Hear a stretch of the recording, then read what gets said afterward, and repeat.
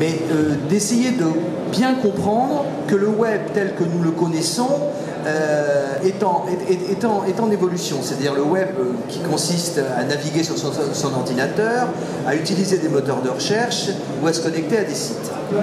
Alors c'est une évidence qu'on constate un glissement très net vers l'Internet mobile, que ce soit sur le smartphone, que ce soit sur les tablettes ou que ce soit sur d'autres modèles d'application.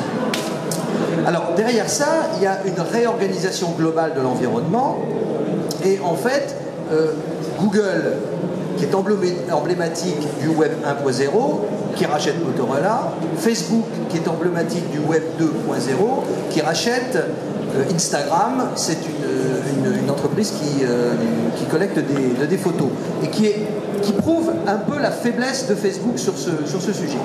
Donc en fait, la question un peu iconoclaste et un peu impertinente, c'est de se dire, est-ce que Google et Facebook, et bien entendu toutes les sociétés, tous les autres acteurs du net qui sont à leur côté, passeront ce virage?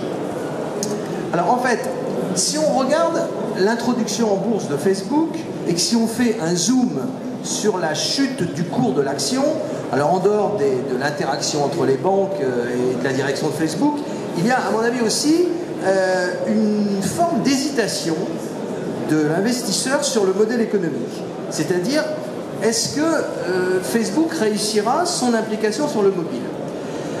Alors certes, Facebook ne vient pas de découvrir le mobile, il sait parfaitement que 10% du trafic d'Internet se fait déjà sur le mobile. Il a déjà pensé à de nouveaux usages, et il ne faut pas oublier que en 2011, chez Apple, l'application la plus chargée, c'est Facebook. Donc il y a une anticipation. Mais il n'empêche que il y a une guerre qui se prépare. Alors, il faut relativiser, les fondamentaux de Facebook sont solides, mais la réflexion se porte sur la notion d'application.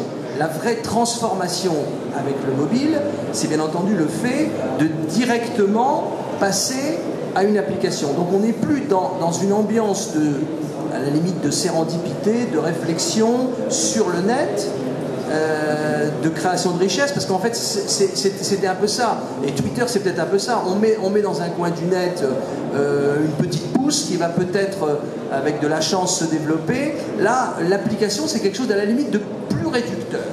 Ce qui est également plus réducteur, c'est le support lui-même, parce qu'en fait le support mobile, c'est du gros bon sens, mais c'est un support qui est plus petit.